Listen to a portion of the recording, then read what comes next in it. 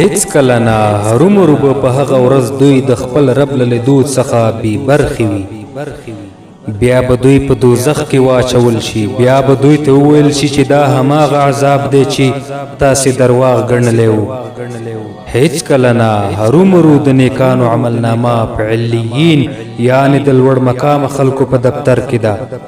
او ته څه خبر یې چې علیین د هغه لوړ مقام خلکو دفتر څه دی؟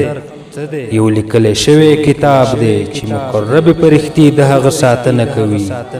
هرومرو به نیکان په زیاتو خوندونو یعنې جنت کې وي.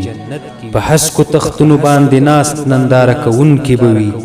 د هغو په څیرو کې به د نعمتونو څخه په ګټه اخیستلو د خوښۍ نښې لیدای شي. په هغو به سر پټې خالص شراب څښل کیږي.